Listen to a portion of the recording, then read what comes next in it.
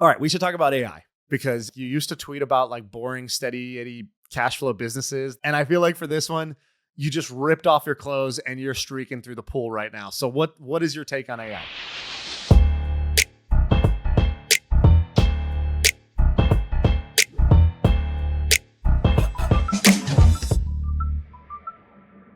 Dude, I am, for the first time in a while, I'm waking up grinning every single morning, just like stoked to get to work. I feel like I was saying to a friend, I was like, this is like somebody just invented a new internet or something. Like that's how big this feels. And he goes, no, no, no, no. Someone just invented fire, right? Like it's freaking crazy. And the best quote that I've heard on this is, it's like we've discovered a new continent with 10 billion people on it, and they're all geniuses and willing to work for free, right? And so everyone's talking about this, agents, right? Agents is like a meme right now. And what we're really talking about is digital employees and digital people. And when you shift your mindset like that, you go, holy crap, like not only is this an incredibly exciting time to be an entrepreneur, but the implications are going to be absolutely crazy. Like, that saying, there's decades, what is it? There's decades where nothing happens, and then there's days where decades happen. And I feel like right now, decades are happening, like crazy. And here's the way I'd put it. So if we just paused AI, we shut down all the AI labs, and all we focused on was just rollout of what already exists, I think probably between self-driving cars and AI agents, 20% of all current jobs are gone. What can you explain examples of the way that you're using it now to save and make yourself more productive, like both personally and in a business level? Or is this mostly like theoretical where you're like, it's almost there? Well, it's a bit of everything. So I'd say like we're in the AOL dial-up phase right now, but like AOL dial-up, it's still pretty freaking cool if you've never used the internet.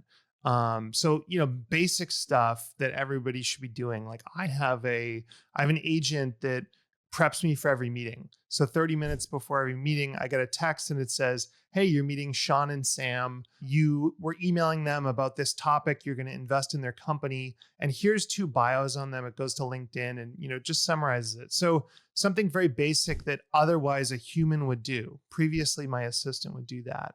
I have it monitor my stock portfolio. I have it tell me about local events. For the first one, so how did you set that up? What tool are you using to do the meeting prep? 30 minutes before you get a text saying, hey, you have this meeting with these people about this. So you guys know Zapier? It's basically Zapier for AI agents. So Zapier is freaking amazing.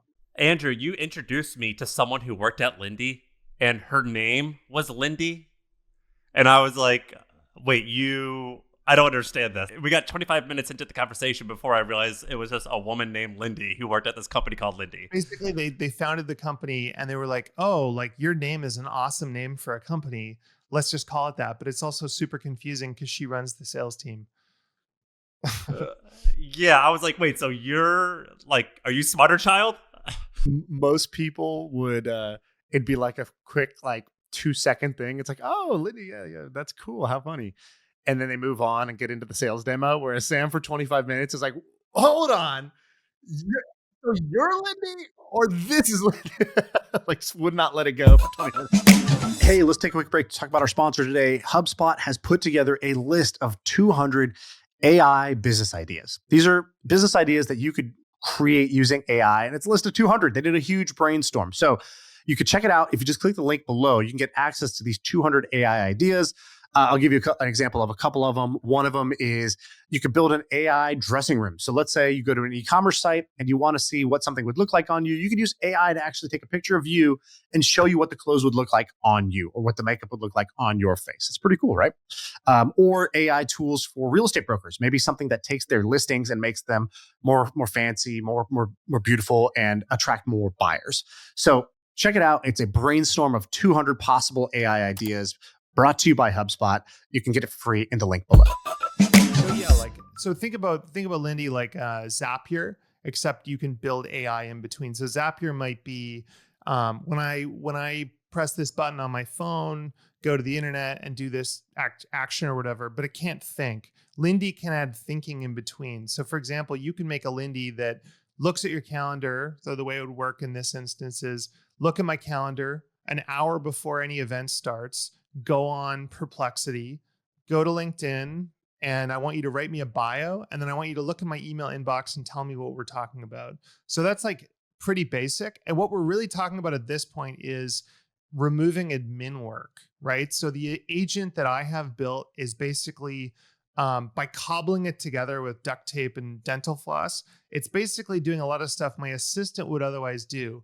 And my assistant's amazing, but the problem with a human is you'll give them direction and you'll say, I want you to send me these meeting briefings, or I want you to write my calendar like this. And over time, there's drift. They get busy, you give them more projects, and it just doesn't happen. And so now all those things that, let's be real, are not really worthy of her time are now just being totally automated. So that's like the basic level. And I can name some of the other tools I'm using to do this, but that's where I'm at. So I use Lindy to build these things when it's something I want that's custom. Are you an investor in Lindy?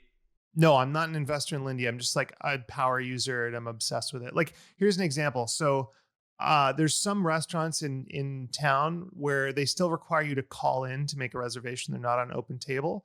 I made a Lindy bot where I can type in, hey, make me a reso around 5 to 7 p.m. tonight at this restaurant. And it will call and an AI voice will talk to them, book the reso, put it on my calendar, and invite the people I asked it to invite. And if the person says, are you AI? It'll explain that it works for me. And if it asks for allergies, it knows my allergies. Like, it's pretty cool. And then other tools. So I use this one called Howie.ai. And it's basically like you CC it and you just say, Howie, can you find time for me and Sam to go get a coffee? And it'll, book all that stuff. I use Fixer, Fyxer. It's this British startup. It basically reads every single email that comes into your Gmail. It sorts it based on whether you need to respond to it or not. And then it drafts responses. So let's say Shaan said, hey, do you want to get coffee? It'll draft a rejection or an acceptance of that in my language, and it gets better over time. So those are like 3 tools that I'm using that are awesome right now. And they're really just replacing basic admin. This is crazy. I'm looking at this right now. Shaan, where's this land with you? Do you use any of this stuff? And does this make you fearful of somewhere? No, not really. I think everything just evolves, right? Like ultimately, this diagram that's always stuck with me is this like a K-shaped future. So what's a K-shaped future? So if you imagine the letter K and you say, all right, this is where we are now. That's the first line. And then it's basically like there's a fork in the road with the K, right? If you learn how to use these tools, you're going to accelerate and go up at a way faster pace than you would have otherwise. And if you just stick your head in the sand and pretend that these tools don't exist and that your job is always safe and that your business is going to run with all humans doing all jobs, then you're going to go down because you're going to get outcompeted by companies that are going to do something different. I personally use it less for my personal and more for my business. So basically, in my business, I almost have like my own eval. So Sam, you know what an eval is? No. It's just like when a new model comes out, like when Llama drops their new model, they always post with pride, like, oh, here's how we do on the benchmarking test, the evaluation test. And it's like some number, you don't really know what it's based off of. It's just this like abstract, like, oh, we're a 73 and the last model from GPT was a 71. So we're the best model now. And is there a standard? Like, is an eval like a third party standard? There's a few different evals out there. People are trying to build new evals, whatever. I have my own little eval, which is in my businesses. I basically picked a few tasks that I'm like, today humans in my companies do these tasks. And about every sort of 3 to 6 months, we go back and we run through it again. We say, take the latest model, take the latest product everyone's excited about, and see, like, what's the real deal, Holyfield? Can we actually automate that task? Can it actually be offloaded from the human being yet? And there's basically like a spectrum. There's like, can't do it at all. There's, you can do it, but you wouldn't actually do it. It's not good enough. Like the person, you wanted to use AI photography for your brand, but every model has 9 fingers and like two mouths. It's like, all right, well, I'm not actually going to put that on my website. So like cool in theory, but not in practice. Then there's, You could do it if there's a human on top of it. So you could train a human to like be in the loop, to tweak it, to work with it, to make it better. And then there's, oh, we just don't need a human doing this anymore. And so what I've done is basically figured out, all right, here's like 10 tasks that are real tasks that we do that have a real cost and a real human doing it in my companies. And I will know for myself as we get closer to AGI, because those I'll just go from 0 out of 10, which is where we started, to like 3 out of 10, 6 out of 10, 8 out of 10. Once 8 out of those 10 tasks are like, yep, we just set up an agent and like we don't need to have a person doing those anymore. That's when I know, oh my God, this like we've had like real breakthroughs, because it mattered, because that's the real test for me versus I don't know exactly how these evals work, but it's like an abstract thing, or it'll be like, they can pass the LSATs. It's like, that's cool, but I don't need it to pass the LSATs. If the opportunity is AI agents in my business, then I'm going to test it on what can these AI agents do in my business. So what's an example? What's an example of one of these things that you would want to automate? The simple example I gave is like e-commerce. So photography. So every month we pay photographers to do shoots. It's a real cost somewhere between, let's say, $5,000 to $10,000 all in for e-commerce photography. And you have basically like product photography, or you can have models in it, whatever, right? So there's like a little bit of a range there. So just product or models. And so I want to know, like, when can I get rid of that $10K a month? So when can I basically just show it my product on a blank and be like, cool, put this on models. Or we have other ones where it's like photos and videos. So I can, you've seen these models where you give it a static image and it turns it into a video. And you see the demo on Twitter and it's amazing. It's just a girl posing. And then she starts like strutting it turns into AI video and it looks awesome. Cool. But then like you do it in practice and yes, she starts strutting, but then her face starts morphing like she's like being eaten by lava. It's like, okay, I'm not going to put that on my website. Like that would be a bad thing, right? To do that. Did you see the AI meme of Mark Zuckerberg staring at Bezos's wife's boobs, where he leads in extra hard to like smell them? Do you watch that video? It's literally his eyes. They dart back down for a microsecond. Yeah, and some guys made videos of him like not stopping and just continually going in. It was, that's pretty badass. What were we saying? Like another example would be, in e-commerce, you have inventory forecasting. This seems like a data problem, right? How much inventory should I order? When should I order? And let's pretend you have 5 colors of a product. Which color should I be ordering? Well, it looks like an AI problem. You got a whole bunch of historical data. You have real-time sales data that's coming in, and then you should be able to forecast. And like today, we employ 2 human beings to do that forecasting. They're not perfect at it. It's very difficult problem to solve. Can AI make them smarter and like do it better? Can I go from 2 humans to 1 human plus AI? Or can I replace the 2 humans and just have AI give us more accurate demand plan, demand forecasting? And this is a problem that every physical products brand in the world has this problem, whether it's, Hershey's chocolate bars or it's, North Face jackets. Like it doesn't matter. Everybody's trying to figure this out. How do we order the right amount of inventory and not be stuck with too much inventory?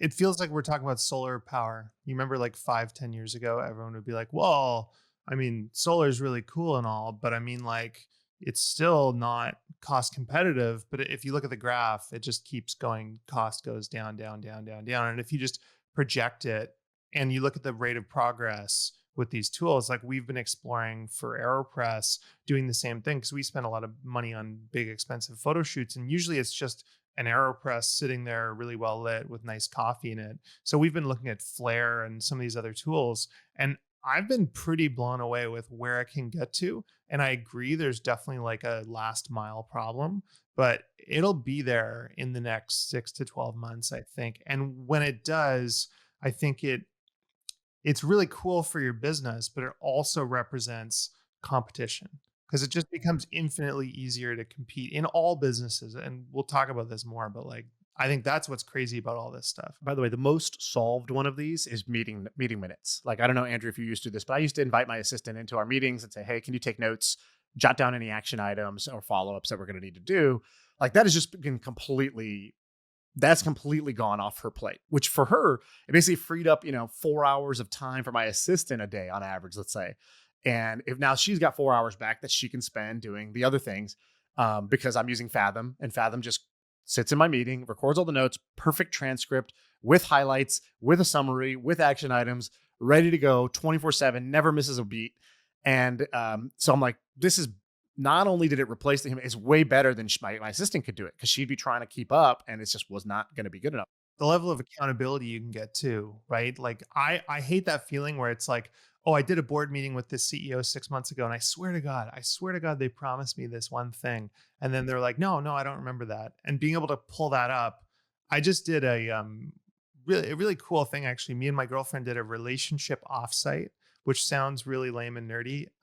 Patrick Campbell actually was the one that gave me the idea, but we basically would talk about, hey, what are like our big strategic goals for the year, for our relationship, for family, for life in general and stuff. And we recorded the entire thing with Otter, which is like similar tool to Fathom. And I was blown away. Like we just chatted for 3 hours and it was able to spit out, here's all the action items, here's all the things that need to come out of this. Then we're able to put it into Claude and it built a plan for us. Very cool. You by the way, I was giving you a hard time. It does sound nerdy. And also, I do the exact same thing. We have relationship meetings as well. You have the local news business, the newsletter. Shaan and I both owned newsletters. When I did it, AI didn't exist, and I felt like hiring writers was actually the hardest part. Like who could write in my voice. Now I would hate to be in the newsletter business because I see this stuff and I'm like, it's almost ready to roll, but it's definitely ready to roll as an editor. Are you using this for your newsletter now, for the local news newsletter? I'm not right now, but that's what I'm working on. So like the more advanced stuff I'm doing are like, I've got a social media manager agent, I've got a marketer agent, I've got a tax advisor, an investment analyst. And I mean, these are roles I previously would have hired for where I either didn't renew someone's contract or I didn't make a new hire for them. So it's already replacing people that I would have hired otherwise. Wait, can you explain a couple of these? So explain the tax advisor one and then explain the social media one. So social media is very simple. It's like I post on X all the time and I'm lazy. I don't like cross posting on LinkedIn. I often forget. I'll tweet about something and then not include it in my newsletter. And so what I've done is I built a Lindy bot that looks at my Twitter and all my other channels. And then once a week, it summarizes all the stuff I've been talking about and asks me, hey, what do you want to include in the newsletter? And then it can give me a first draft. And it's trained on my previous writing. So it can write, and it's not perfect, but it's like 80% of the way there. And if I didn't care about my personal brand, like, many people just want like a quick and dirty newsletter, it would be totally sendable. And it's completely engaging if you prompt it right. Like you can even say like, give me a subject line that will force the person to open the email, right? And it's really good. What about the accounting thing? The accounting thing is freaking like blew my mind. So basically I use Xero for all my accounting. And for my personal like financials and my personal holding company, it's like a rat's nest. Like I have like 200, 300 random investments, all sorts of weird assets and stuff in there. And so I exported all of it as a CSV out of Xero. I trained a Claude project on it and I started asking it questions. Did you upload like a book, like a Warren Buffett book, or like what did you? No. This is like basically to replace like right now. So I have a woman who runs my family office and I might ask her, hey, how much do we spend on software last week? It'll be, let's say it's a Saturday and I'm kind of bored and doing a deep dive. I'll email her on Saturday and I've got to wait until Tuesday to get an answer. And so I was like, oh, I just want to be able to query Claude. And so I was like, hey, I want you to rank the top 25 things I spend money on. Or I want you to look at my structure and I want you to tell me if there's any ways that I could save on tax. And so it was crazy. I actually saved $100,000 a year of cash taxes by moving an investment from one holdco to another, thanks to Claude, right? So it is very quickly becoming tax advisor, investment analyst. I can get it to write a deal. I can get it to draft legal documents. Like these, I mean, everyone's doing this, but like it's getting so good that I don't hire people. Let's put it that way. Weren't you hiring for like an AI back office person? Like what you have some role I saw that you put up there. What was that? Yeah. So the woman who runs my family office, she's got family situation. So she's got to transition out of the role. And so me and my president were like, okay, what do we really want out of this role? And when we thought about it, we were like, we actually just want someone who's like an AI nerd to automate away all the accounting and bookkeeping and stuff that nobody enjoys doing. You and Like, Trudeau came up with so, yeah, that's right. Exactly. I hired him right out of office. that? But anyway, we're hiring like an AI first CFO, basically somebody where their job is basically just to build automations, financial automations. You guys probably have someone who works for you who just basically manages Zapier. And like Zapier, the problem with Zapier is that it's awesome when it works, but like for some reason shit breaks all the time, which I don't understand how. Like I don't understand enough about technology to know like why does this shit break all the time? And then the systems were so complicated that if that person left, it was like, oh fuck, what's the stuff that we got to go uncover because they've automated so much shit where it's like we just rely solely on this one person. And it becomes actually an issue where it's kind of all automated, but it's sort of duct taped together and the duct tape comes undone. And there's so much duct tape that I got to go and fix. It's like when your Lego breaks, you got to like, dude, I got to like fucking rebuild this whole shit. I don't know where this one little fucking piece goes. Totally. I've had the same experience. Like anytime I got really into no code like 4 years ago or whatever. And, we'd build all these automations where, oh, it'll go to this one place and then a Zapier automation will move the data into Airtable and then you manipulate it in XYZ way. And I think the difference here is that like Claude will just figure it out, right? So if you say like, hey, it's not working, it'll just sort it out or tell you how to fix it. Whereas before I had that exact same problem and totally agree. Usually the automations just cause problems. How are you guys using it at Hampton right now? I mean, it's basically just like it's like glorified Zapier, basically. So like it connects Airtable to HubSpot to this website, update these records in HubSpot. Like it's basically all back end operational stuff, which I think is underutilizing it. Because like what I would do if I was you is I would get Claude has this thing called, I forget what it's called, Model Context Protocol or whatever. And you can basically build a database of all your members and then just have a way to query it where you can say, hey, we need a speaker for this event in LA. Who would be good? Or who's got a business in this space, and just have like a live database of people in an LLM. That'd be sweet. So what I'm working on though, like the next piece here is actually like Shaan, I'm basically lining up what are the roles that we can not need in the future. And most of this is not firing people, it's actually just not hiring people we would otherwise would. But if you graph this out, you can see that we're all going to have virtual employees very, very soon. And that's what's crazy. Like I was watching an interview with Dario Amodei from Anthropic yesterday at Davos, and he basically said in the next 12 months you will have AI coworkers in Slack. Now, if you just project that out, right now it's text, right? These are not people, but pretty quick, it'll be someone on Slack that you're messaging, hey, can you make some new product images? Hey, do you mind checking out the AdSense? Can you write a report? And I think that within 24 to 36 months, these will be 4K video people that are indistinguishable from a human that you'll talk to on Zoom. Now, I know that sounds crazy, but I really believe that's what's coming. And I think if you just think about the implications in terms of business moats and businesses that are going to be disrupted, it's just staggering. Do your guys' parents use it, or like your 10-year-old cousins? Like how? My mom uses it. In what way? Well, my mom's, her first language was Hindi, right? So she speaks English. She speaks it well, but if she needs to write, it kind of stresses her out. She's like, oh, I got to write something, got to write an email, I got to write a letter, respond to something, write a note to the doctor. And she's like kind of slow with writing, and she feels a little bit insecure that like her writing is going to be like well formatted, grammar's correct and clear. And so she was early on ChatGPT to just be like, oh, great, I can just tell it what I wanted to write, and then it just writes a beautiful email for me. And then what she does is she has to like kind of mess it up a little bit to make it back, get it back to real.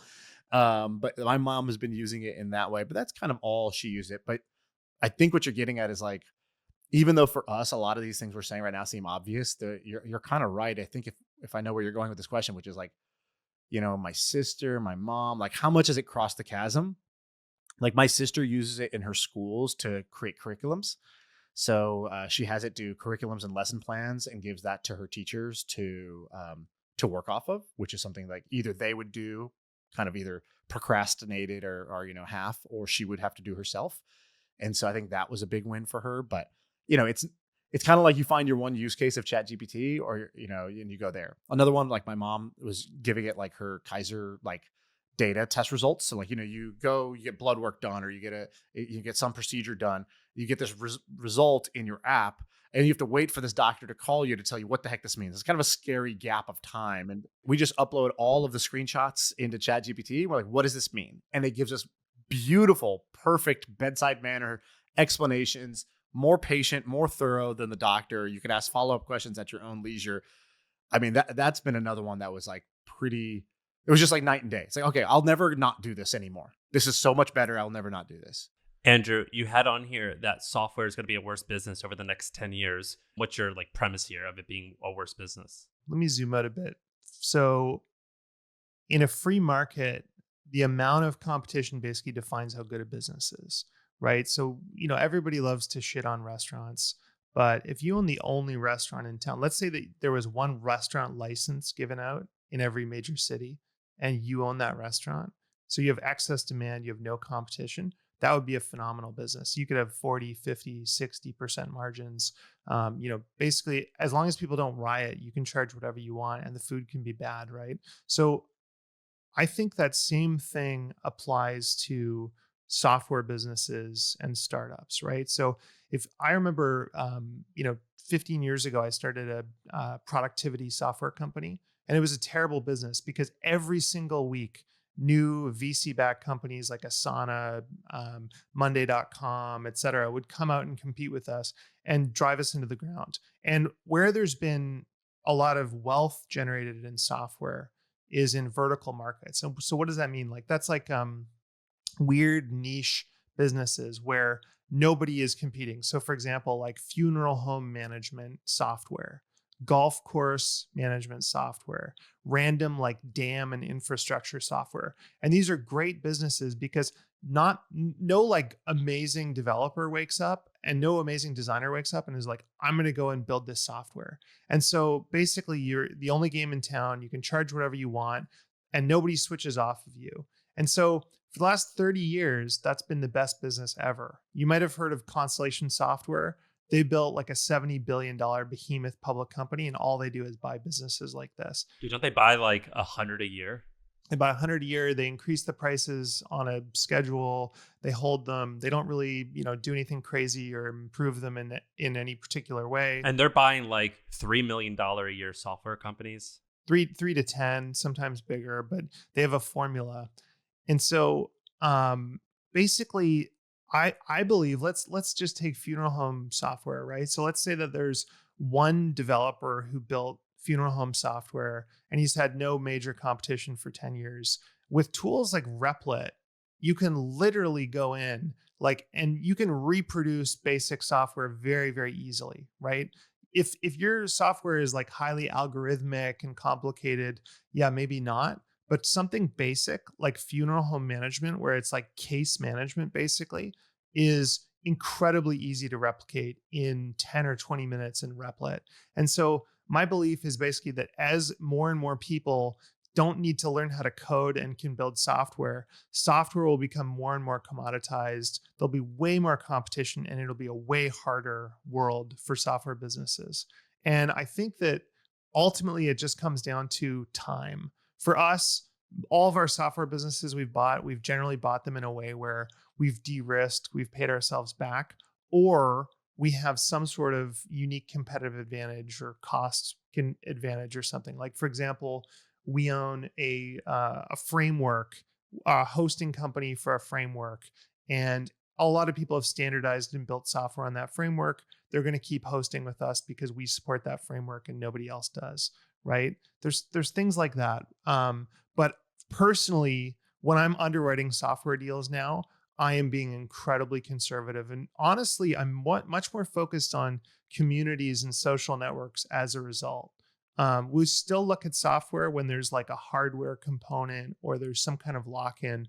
but I'm much less enamored with software right now because of this. That's fucking crazy. Do you guys think I'm like out to lunch on this? Am I totally like overthinking this, or So say the thought out loud. What's the specific thought, right? well, I think it's pretty wild implication that we may have mass disruption in terms of jobs and mass disruption in terms of every business that we know that we think of as a good business may not be a good business and it's not a long term, right? This is not 10 years. We're talking about a 2-year time horizon. So let's take the business side of it, right? The business side of your argument was basically software for the last 30 years has been an incredible business to be a creator of or an owner of, whether you're buying or building software businesses. And you're saying, I think that's going to change because um, if it becomes so easy for anybody to build software that they need, then they're not going to be buying $5,000 a year or $50,000 a year software anymore. And so maybe this one thing, vertical software, VMS, right? Or other categories like that, where it's like more of a simple CRUD database with a user interface on top of it, that those are going to become less valuable. I totally agree with you that those are less appealing than they were before. I don't think it goes to zero because in reality, it's sort of like anytime you've actually built software, it's the last 10% that takes you. You can get 90% of the way there. You feel like you're almost there, but then the last 10% will take you as much time as the first 90. It's just like a rule you see over and over and over again. And it's the same thing with products, which is that to actually make something work and solve all your problems that you need, that you're used to your current software solving, it will take time, effort, love, care, and whether it's just might just be somebody else building software that's a competitor to you, or if is somebody in your own company going to build that. I think it's less likely that becomes like a major disruption to all of software, because like you were saying, like some software like social networks or communities, the value is not the app, the value is the people and the connections and the habits that they formed. So you have software where there's already habits, those will be safe. Software where the value is the people or the data, those will be safe. Software where the value is in the enterprise relationship, the service that's on top of it, or the like fine tuning and tailoring, and the CYA, which is that if I buy enterprise software, I don't need to save 40% on this bill as much as I need to not get fired for being like, yeah, we homebrewed our entire CRM and like the security wasn't very good, right? Because I made this in fucking Claude instead of it being software I bought from a vendor that's been doing this for 15 years and has actually like solved the security vulnerabilities. And so I think that enterprise software will be safe. So I think a lot of software will be more safe than software just as a category goes to zero. Yeah, I would generally agree with that. Although I think it's going to be a lot easier to offer incredible support, incredible sales, etc. On the other side of it, you get the market expands, right? Because it's not just that, oh, there's going to be more competition in this fixed pie. It's that now a whole bunch of software that really wouldn't have made sense to build because coders didn't understand the problem, so they weren't working on it, or you would have needed too much funding to build it. It's not really worth it. So all this new software is going to get created that was not really feasible or wasn't really easily accessible before. Like I'll give you like a stupid example. I went on Replit the other day, and Replit's amazing because it's literally ChatGPT, except for when you tell it something, it makes a website for you or makes an app for you. And so I had this like, first world selfish problem, which was that I like to log my meals. Like I like to I take photos of my meals when I eat them, to be able to send to my like coach. But then my entire camera roll is just shitty pieces of chicken and my kids. It's like beautiful pictures of my kids and then ugly pictures of chicken. And I'm like, all right, this is kind of annoying that's there. So I just told Replit, I said, make an app that when I open up the app, instantaneously the camera is on. I don't want to like type in stuff. I just like open the camera, take the photo, show me a thumbs up or a thumbs down where I can rate my own meal, and then save it in a calendar view where I can see like a streak of, if I've been doing roughly good, make it green. If I've been doing bad, make those red. And can it make it an app that it gets approved in the App Store? So immediately Replit's like, hey, I can't make iOS apps yet, but I can make it as a website. You could add it to your home screen and you could use it on your phone, but it'll just be a website you open up. I was like, all right, deal. And then it made that app for me. And it's like, it's not perfect. Like I ran into some walls where that Replit's like, hey, I don't know why it's not working. I'm like, it actually is working. And it's like, you're just being crazy. But like, okay, you get through the craziness and it's not exactly good enough, I would say. Like I'm using it every day and telling you guys how amazing this tool is. But 9 months from now, pretty sure I'm going to be able to just do that, right? So like I can be a software creator without knowing how to code. That's already a big deal. Because of that, any idea I have, I can make come to fruition. So a whole bunch of new ideas are going to come into the market that didn't exist. And I could do it for like other problems that weren't going to get solved maybe through like, if you look at software today, it's like a lowest common denominator. Like I need to serve the most customers who are willing to pay. So I'm going to like shave off all the edges and make some product that's what I think most people want, even if it's not what I personally want, all right? Or what me and a cluster of people like me really want. And so I think the overall market for software gets bigger because you can create way more stuff. So that's the other counterpoint to like software being bad. It's phenomenal for consumers, right? As a consumer, I'm so excited. It's more if you're buying these businesses and you're underwriting 10 years of returns, continued profit margins, all that kind of stuff. I think it's a lot. It just got a lot harder because before it was like, look, there's only so many programmers out there, right? There's only so many competent Mac OS, iOS, whatever programmers. And I'm with you in terms of like where Replit is at right now, where it's like, yeah, you gotta fiddle a lot to get it to a point where it's shippable. I've built a lot of stuff that is 90% that I can't put out into the world because it's not there yet. But I think it's a little bit like stock photos. 2 years ago, stock photos generated by AI were terrible. Now I would not want to be in the stock photo business because it's perfect and it's only getting better. I will say one other thing, like this same thing happened with media, right? So like before, only people who could make media were media companies. There was limited TV channels, newspapers. If you owned one of them, it was amazing. If you didn't, it wasn't, right? And you're right that like owning those legacy media businesses kind of sucks in the world of social media where anybody can create content.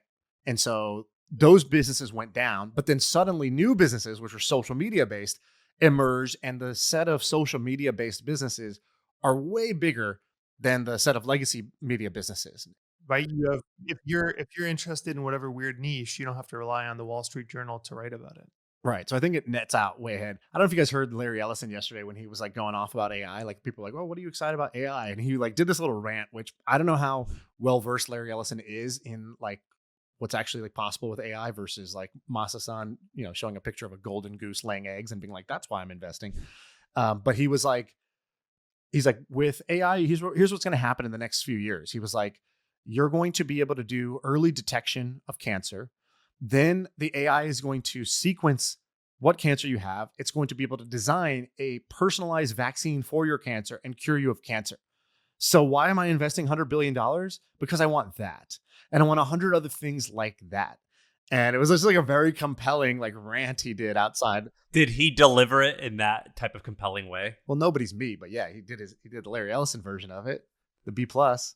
But he did do like he was like that, like he was able to dumb it down. He was basically like it was like he was shaking somebody and be like, "Do you hear what I'm saying? Like, do you know what this is? Like, get this in your little head. It's not about an investment for a data center. We're gonna cure cancer with this shit, okay?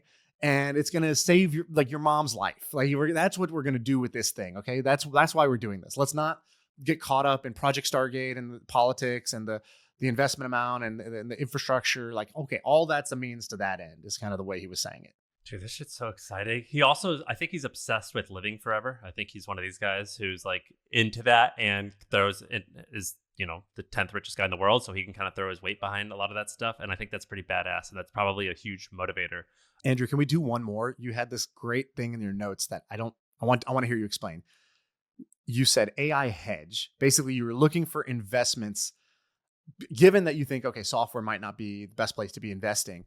Where are you investing, and what is all this stuff I see here down below your AI hedge notes? Sure. So I feel like there's a bunch of different scenarios here, including that this scaling slows down and it's a moderate disruption. We've got a couple years of some people being unemployed, and then they reskill, they go do different things. Like you said, the economy gets bigger, whatever. There's another possibility that there's what's called an AI fast takeoff, which is like Masa's graph of like the singularity happens, and it's crazy. And if that happens, it's like, does capitalism matter? Does the free market matter? Does the AI basically just become this like communist overlord that allocates assets and stuff? But I've been thinking about, what do you want to own in a world where that happens. So you can go out and you can try and buy secondary in Claude or Anthropic or OpenAI. Those are very expensive. You can buy Nvidia at 30 times earnings or ASML at 30 times earnings. Some of these, or TSMC, but there's the Taiwan risk, all the other stuff. And so I've been trying to find stocks that I can buy that are actually affordable but capture AI upside. And I found a really interesting one. So I love stuff that's miscategorized and misunderstood by public market investors. Public market investors are very simple in the way that they think about companies. They have a series of boxes and they filter you through the boxes. And there's a saying, you want to look like a duck and quack like a duck in the public market. They do not like complexity. And so if you say the wrong keyword, their brain turns off and they just say, I'm not going to invest, right? And so let's a couple of those examples are cannabis, right? They just put you in a box. Biotech, oh, high risk. And Bitcoin is another one. There's all these crappy Bitcoin mining companies. Dude, when we sold the company to HubSpot, one of the reasons we went into the year with millions and millions of dollars booked of advertising, and we were probably going to do $20 million the next year. And they were like, yeah, just cancel all those contracts and give the money away, give the money back, and we're not going to do advertising anymore. And I was like, but you could scale this to like a lot, to tens of millions or whatever. And they're like, yeah, we make billions of dollars a year. And also, we would just have to report that. And that's a little too complicated and people won't understand it. So, like, the decision of them to not do that was worth more than the tens of millions of dollars of advertising revenue they could have made, which is wild. Have you ever met one of those like really ADHD young entrepreneurs who's pitching you on their business and they're like, oh, we do this, but we also do this. And also I've got a company that does this, right? And we all, the older statesmen, we always are like, young Padawan, just focus and, don't do that. Or if you're going to do that, don't tell me about all this other stuff because it just confuses me. I feel like public market investors are like that. So here's the business I found. It's called Iris Energy. The ticker is IREN, IREN. And basically, it's these two Australian guys who were infrastructure bankers. And their thesis supposedly was that compute was going to be a big deal in the next 10 to 20 years. So presciently, they went out, they secured a whole bunch of huge data center properties that were right next to mostly renewable energies. So they'd find a power plant that's like a hydroelectric dam or something like that. And they would literally just buy a massive data center right next to it and build one. So for example, where I live in BC, they have one in Prince George right next to like a big hydro dam. And currently, the best use for these data centers they've built so far has been mining Bitcoin. So they've been doing that, and they're not Bitcoin bulls. They're not like MicroStrategy or someone like that. They don't hold the Bitcoin. They just mine it. They've got their GPUs and whatever, and they sell it immediately. And right now they're making somewhere in the range of $500 million of EBITDA annually doing that. Now, the stock trades at about a $2.4 billion valuation. So you can buy it actually quite cheaply based on the Bitcoin thesis, right?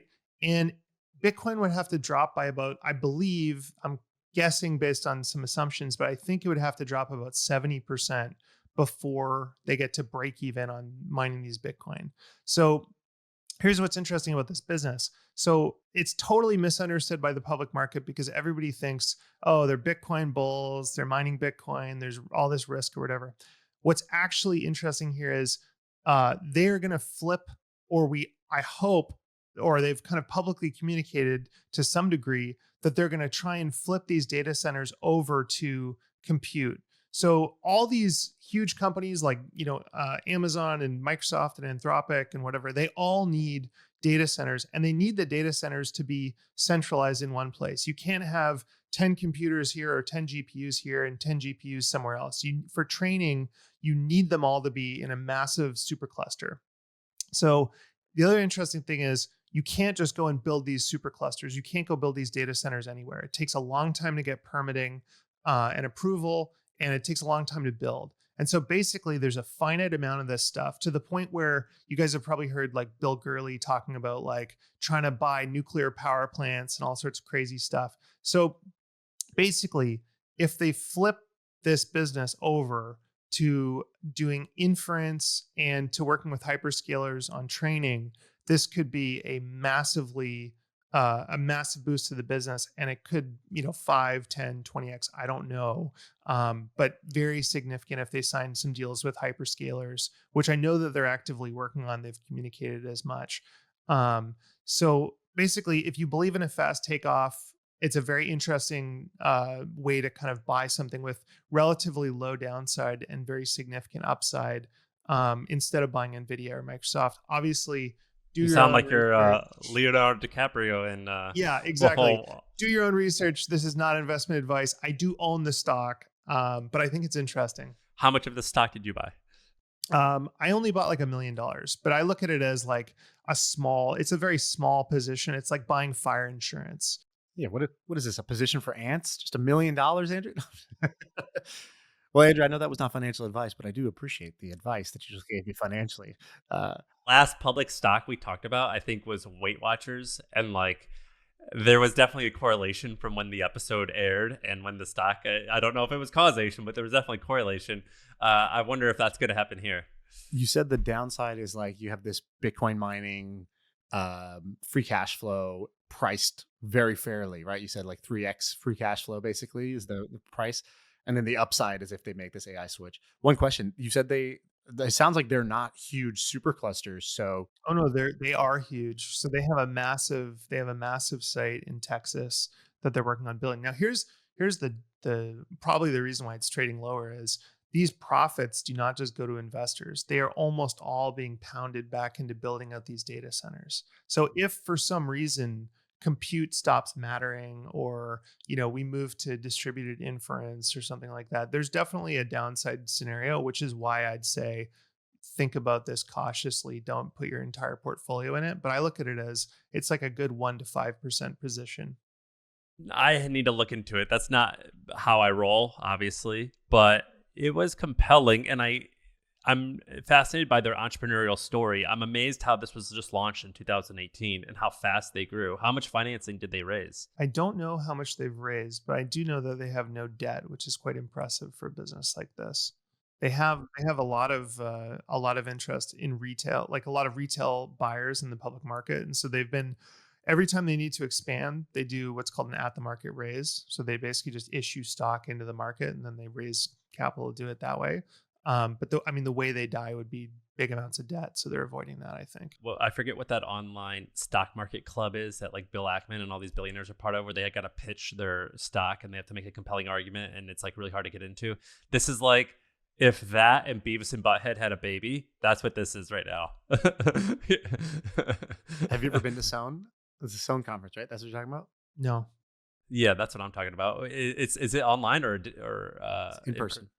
I've always wanted to go, but it's an ordeal to go. Maybe this was your audition tape. Yeah, there you go. What do you think of it, Shaan? I mean, I don't know anything about this company. I've never heard of Iron until Andrew talked about it 5 minutes ago. But I like the problem is Andrew's very persuasive. This is also the problem with me. I can talk myself into anything. That doesn't mean it was a good idea. And I have done that to myself many times. And so you have to be careful. I apply basically a discount factor. It's like a charisma discount. So the more persuasive somebody is about everything, the more I have to discount to some degree. That doesn't mean I just like throw it away, right?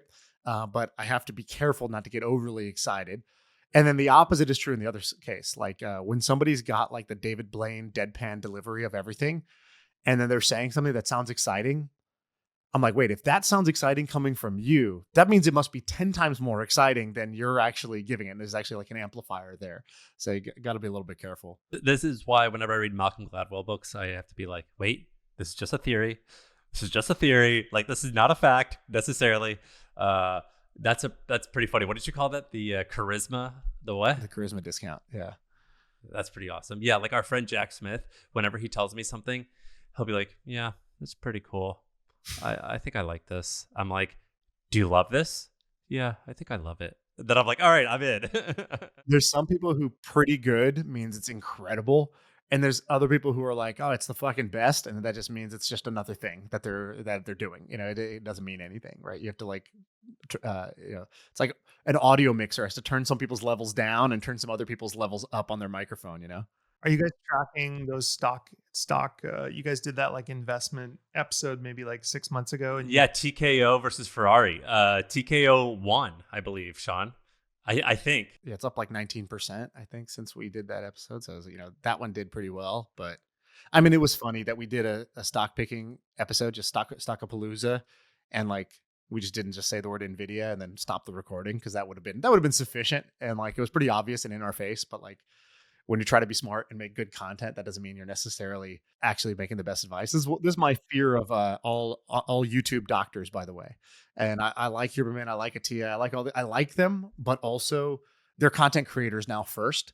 And so you have to apply the discount factor, which is that their job is every week to come up with new things to say. That doesn't mean that I'm not saying they're wrong either. It's just that the best advice might have been 5 minutes long, said once and never, or just repeated 15 times. Would it probably be more helpful than listening to the 3-hour podcast about how like, getting UVB rays in your ears in the mornings is going to help you, right? Like those might not be the things that actually will help anybody at this point, but that doesn't make for good content. And so whenever somebody's primary job is content, and I say this as somebody whose primary job is content, you have to like remember that before you get totally hooked and listen to everything that they say. this is the thing. I remember in 2013 or something, I'd sold a business. I was sitting on like $7 or $8 million of cash, and I was like, okay, I need to invest this. And I read this Tony Robbins book. I'm not a big Tony Robbins person, but he had that money. I think it was called Money Mastering the Game or something. And basically, the whole book is just like buy index funds. And I have this disease, and I think most entrepreneurs do, where they say, well, that's the obvious thing. That's for the normies. I'm going to go find door number 3. And I look back, like I read Chip War, which is like all about semiconductors. I knew that NVIDIA was an amazing business. TSMC was an amazing business. I saw Facebook trading at 5 times earnings, but it's like I have a really hard time going through door number 1. And I think going forward, I want to be more I just want to do the thing that makes sense and is obvious and then forget about it and stop trying to be clever. This is actually an instance of me trying to be clever. What did you want to invest in, and then you look back and you're like, "Ooh, dodged a bullet on that one." Oh, Basically, where was the obvious thing the wrong answer? Yeah, Because it won't be the right answer 100% of the time. Nvidia Nvidia, Facebook. You look back and you think, "I should have known better," but where was it the opposite? I don't think I've ever really messed up on the one that's obvious that slaps me in the face. And I don't like, I'm actually really decisive when I see that, but it's interesting. It mostly happens for me in private businesses. I think that's where my decision making is usually the strongest because I usually do what's obvious and will work for sure. But in public markets, it's very easy to get excited. Have you had one, Shaan, where you're like, "I almost did this, and God, I'm thankful I didn't." Well, I've had a bunch of those, but is it specifically where it was like an obvious kind of seemed pretty straightforward, but it was a mistake? Oh, I have one.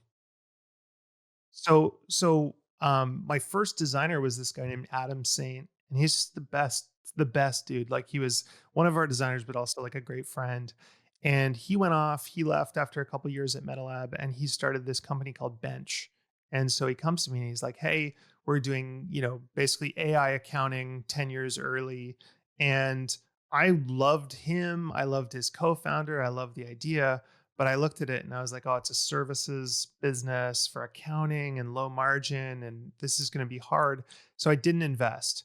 And for the next 10 years, I felt like an idiot because over and over and over again, I'd see these big Series A, Series B, Bain Capital buys them for, huge amount of money or whatever. But it turned out that when Bain invested, I don't think they got any money off the table, nor would I as a shareholder. And I think a lot of people saw this, but he just posted a big post on LinkedIn about how the business basically went to zero and shut down overnight and was a total disaster. And that's an example of one where I was like, man, I wish I so badly wanted to be part of that business, and I would kick myself for years. And then in the end, I'm like really glad that I didn't invest in it. Well, I first want to co-sign what Andrew said. I think, I have meddled in the overthinking Olympics many times, and more than anything, the reminder is to do exactly what Andrew is saying, which is like, stop trying to be clever and just simply ask, like, what's the obvious here? What's the obvious move here? What's the obvious answer here? And if there's not an obvious answer, just move on. Like, you don't have to do anything. No action is required in most situations. And I'm struggling to come up with a time, just like Andrew. I'm struggling to come up with a time where there was a obvious thing staring at me that I did and it turned out wrong, which almost just reinforces even more how hard that is. Whereas the opposite, if you said, hey, tell me a time where you kind of thought you got a little cute, you tried to be clever, and it didn't work out. Your buddy texted you at 11 o'clock at night and said, hey, round's closing tomorrow and these 10 cool people are in and it's this really cool founder. I can't even blame anyone. It's even simpler than that. I was a believer in crypto early. Sam, I was talking to you about crypto early for a long time. And then one year, last year or the year before, something like that, where crypto had a dip, I was like, I'm a tax loss harvest. So clever. You know what I could do? I could sell this shit. I could buy it right back. I still own the thing. And I booked this beautiful tax loss. Oh my God. I am 900 IQ and I am the guy. And so then I sell the thing and I book the loss and I tell my accountant, I say, don't worry about this one. I advised myself on this. I got it. And they're like, okay, great. We'll make sure we have that booked for the year. And I'm like, cool. And then I'm like, I should buy back in. I was like, but I did just read this report. I think it's going to go a little lower first. Let me just wait. Just let it go a little bit lower. And the stupid goddamn tax decision ended up costing what probably saved me maybe, I don't know, hundreds of thousands of dollars in taxes, cost me millions of dollars in gains because I didn't just do the thing. The obvious thing was sell the thing, book the loss, buy it right back. You're exactly where you were 5 minutes ago with additional tax losses. The getting cute or clever was thinking, the knife's still falling. Let me let it fall a little further. And then it fell a little bit further and I just patted myself and I said, I'm so smart. I knew it was going to go down. It's going to go down a little bit more. I was actually reading this article the other day and I saw this guy on Twitter who's got a picture of a fucking cartoon and, he said something pretty smart. Let me just hold on for a second. Let me just wait till it goes down a little bit more. And then it went right back up way past where I bought it and I ended up buying in at a much higher price. I would have been better off doing nothing. It's like, Ross Ulbricht was in jail and just got freed, which is, I know, a big day for you, Sam. Big day. And so I've got to shave my legs for our first date. He's walking out of prison, by the way, holding a plant, which I love. I don't know he's just got a small house plant that he had, I guess. I don't know what that is.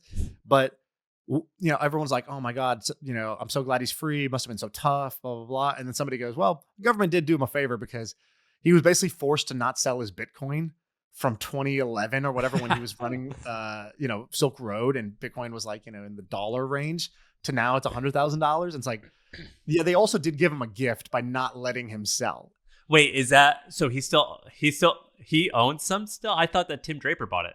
No, that's what they seized. Presumably, they didn't seize all of the Bitcoin that this guy had, right? Like he could have had Bitcoin in multiple wallets. He could have had personal Bitcoin. Like they seized what they got from the Silk Road. That doesn't mean they had all of his crypto wallets necessarily. You know how people say like buying a home is forced savings? He just had prison was his forced savings. 24-hour lockdown, forced savings, my friend. For example, I had the opportunity to invest in Coinbase, not super early, but like let's say Series A or B, somewhere there. And I remember doing the math and being like, okay, I believe in Bitcoin. Should I invest in Coinbase, the exchange, or buy Bitcoin? And again, tried to outsmart myself. The answer should have been just do a little bit of both and let it ride. And in the end, I did this analysis that showed me that you should just own the underlying asset, Bitcoin. It's going to grow faster than this exchange, which is going to have multiple competitors that are exchanges, et cetera, et cetera. And actually, I was right. Bitcoin overperformed. But the thing I didn't factor in was that I would have made more money had I just A, done both, but B, Coinbase, you couldn't sell your shares. So like Bitcoin price went down, you couldn't panic sell. And so the forced savings of just being a Coinbase stockholder turned out to be more beneficial than being liquid with Bitcoin, where you were now at the mercy of your own brain. And there's been, tons of examples like this. I have a good one. I talked about this a little bit, but MetaLab, back in 2012 or 2013, we designed Slack. And at the time, Slack was actually a failed gaming startup. And Stuart Butterfield was basically trying to do something with the remains of it and trying to build a chat tool. And so he comes to me and he's like, hey, I've only got $80,000 budget for this. And I was like, well, we normally, this would cost quite a bit more, but we really, really want to work with you. We're like big fans. And so he's like, hey, what if we did some stock? And I'm like, no. Like, we don't like MetaLab would go broke if we just took stock. We don't do that, whatever. And so I said no. And my thinking was, well, I want to get as much cash as possible so I can invest it in my own businesses. And if you think about what I was investing in at that time, it was my productivity software where I lost $10 million. So I instead put it into this money losing productivity software. I could have made $100 million or something crazy because it was at like a 20 million valuation at that time. And it sold for $28 billion, I think, to Salesforce. That's a good one where it's like, maybe obvious. Actually, that's maybe not that obvious, but it's still a brutal one. My most recent one is Justin Mayer's TrueMed. He was raising for it at I forget what it was, reasonable valuation. Justin's my friend. I think Justin's amazing. I thought he had too much going on, and I was like, no way are you going to focus on this. I pass. And he just told me how things are going, and I'm like, shit. Like, that was so obvious. You're a winner. I should have just said, yes, I'm in. In my my ecom business, I brought in a friend into the business, gave him equity. He knew ecom much better than I did. I thought, okay, my rate of learning is gonna go up with this guy, and I was so excited for this like value add from this guy. And his value add was like, he's super good at a bunch of things. One of the things he's really great at is marketing. So I was like, okay, he's gonna be so helpful with marketing. And so we closed the deal, we signed the docs, and I set up the first session. I'm like, oh, I can't wait for this guy to come in and just spill the beans on all the secrets that I don't know and solve all of our marketing problems. This is going to be amazing. And he comes in and he has that first session. And instead of spilling the beans, he just opens up a Google Doc and he's like, okay, what's the best product that you sell? And we were like, it's this one. And he's like, cool. What's the best photo of that product? And we're like, what do you mean? He's like, just like, what's the best picture you have about that product? And we're like, and he puts it in the Google Doc. And he's like, okay, if, like, what do people say? Like, why do people buy this? And we're like, well, I mean, they buy it because it's great. He's like, yeah, but like, what? Like, why do they buy it? Like, what do they say? And he writes down the caption, and then he like goes and sets up a Facebook ad of that product with that picture, with that line of like what people say. And he's like, cool, let this run for like the next 3 months. And so that becomes our top performing ad. It took him 5 seconds. And I'm like, okay, that was cool. But like, surely there's more. And so 9 months go by and I hit him up and I'm like, dude, you're my great friend. And I was so excited for you to be in this thing. But like, honestly, I feel a little disappointed. Like, I feel like you could have done more. I feel like the expectation was you're going to do more, like, and he's like, oh, I did so much. And I was like, wait, what do you mean? Like, what did you do? Like, where's the list of like, what do you mean? When you're saying you did so much, I'm saying you didn't do enough. What's the gap? And he was like, oh, I stopped you from doing all the dumb things. He's like, I didn't do extra things. He's like, remember when you got really excited about influencer marketing? I was like, oh yeah, that was awesome. I read this article and I met this guy who was crushing with influencer marketing. I wanted to go all in on influencer marketing. He's like, yeah, remember I just told you like, hey, Facebook's working. Like, just keep that going. Like, have you run into a wall with Facebook? No. All right, then let's just keep doing that. Don't get distracted. And he's like, that's what I did. He's like, the second thing you wanted to expand your products and like, actually I just stopped you from doing that. And then you had this genius idea to go subscription. And I told you really like, hey, like this thing's working. So let's just keep doing the obvious thing here and just keep it going. And basically he laid out like 4 or 5 things that were all just simply like him taking the knife out of my hand as I'm a toddler and preventing me from stabbing myself. And he was like, those were all super important moments that like this business would have gone a different way. And I was like, I don't know if you just Jedi mind tricked me into believing that you added a ton of value, or you actually just said something very, very insightful to me. And I landed I think he's actually very, very insightful. And that is one of the best ways to help someone is to just simply prevent them from hurting themselves rather than solve their problems for them or give them some new tool that they've never seen before or will solve all their problems. Well, this is why I love investing in private markets, right? To Sam's point about houses being forced savings with a private business, there's so many of our businesses that I've owned where if I could press a red button, like a sell button, just any given day because I read something or I'm paranoid or whatever, I would have way, way less wealth because I would have panicked over and over and over again. And when I look at my public market track record, I've actually had the right call over and over and over again, but then sold way too quick. Like I bought Chipotle stock when they had that health crisis. Yeah. I doubled and then I just sold, right? I could have made way more money. Same with Meta, all these other things. So I think that having a psychological lock-in creates a really positive thing for people like us who are impulsive. There was a guy at the event we just threw, and it was like everybody was giving their claim to fame. It's like, okay, this guy built this thing. He's been spent 20 years building this. He's been grinding every day, and he built this empire. And then this guy, he's building this empire. Jimmy's building this YouTube empire, and then this chocolate empire on top of it. And everybody's just like, go, go, go, go, go, try to figure it out. And then there was one guy there, and it was like, yeah, he's one of the most successful investors in the world. He invested in all 5 of Elon's companies at the first round and didn't sell. And it was like, that's one way to do it. It's like, identify the best operator in the world, or one of somebody who you think is just like absolutely brilliant and obsessed. Invest in all their things. Don't try to judge rockets are going to fail, but this is going to work. Just invest in the jockey. Was it on Antonio? No, I can't say the name, but one of the wealthier people there in a room of the wealthiest people in America, and someone was like, "What do you do?" He goes, I'm like the CEO of my kids right now. Like, I dedicate my life to my children, and like, you guys work 16 hours a day on making money. I work 16 hours a day on making my kids like happy and healthy and making sure they're well loved and all this other stuff. And I was like, you're the greatest person I've ever met. Yeah, and he had that like it's not the right way to describe it, but like a simpleton mindset, like the midwit thing, but like where it was like, this seems simpler, I'll go that route. Whereas many other people refuse to sit still and stay the course. What's the quote, Pascal? All of man's misery arises from an inability to sit quietly in a room. You know, this guy did not suffer from that. Guys, this is awesome. I could keep going. Great. I'm happy you're well, Andrew. Yeah, it's great to see you guys. I gotta come back soon. That's fun. All right, thank you. That's it. That's the pod.